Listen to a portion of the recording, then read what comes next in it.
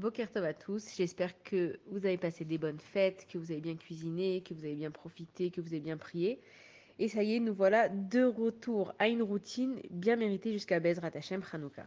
Alors on continue, on était en plein milieu du schéma et on était à Vedibar Tabam et vous en parlerez Beshiftecha Bevetecha quand vous serez dans vos maisons et pendant votre chemin. Donc ici en fait on nous dit que la Torah c'est quelque chose qu'il faut toujours en parler. Ça veut dire entre nous, entre juifs, quand on est dans nos maisons, quand on va voyager, quand on va se lever, quand on va se coucher.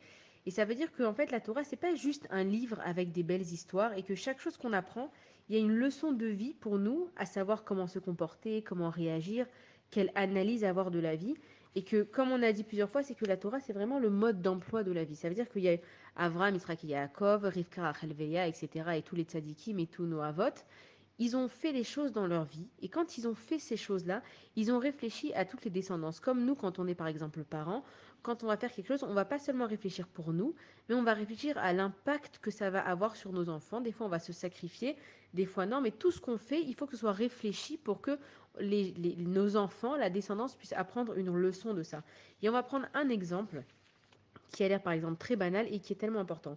On voit que par exemple Avraham Avinu, quand il a fait sa Brit Mila, il a raccompagné ses invités et de là on apprend la mitzvah de Achnasatorim d'avoir des invités et de les raccompagner. Et on dit que Lot, qui était le neveu d'Avraham Avinu, là où il habitait, on n'avait pas le droit d'avoir d'invités, c'était dangereux de se faire voir avec des invités.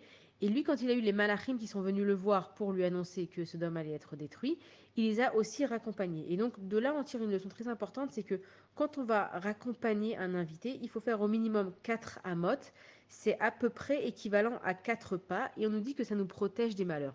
Donc quand on va lire l'histoire de Lot qui a raccompagné les malachim, ou l'histoire d'Abraham Avinu qui a raccompagné ses malachim, on peut se dire, bon, il a un savoir-vivre, c'est du savoir-faire. Et on nous explique que pas du tout. Le fait de raccompagner un invité, ça veut dire que d'abord, l'invité, quand il vient chez toi, il peut se sentir gêné, il peut se sentir qu'il t'a dérangé quelque part. Et que si tu le laisses partir simplement comme ça, il va se dire, ah, tu vois, il était content que je parte, il a même pas bougé de chez lui.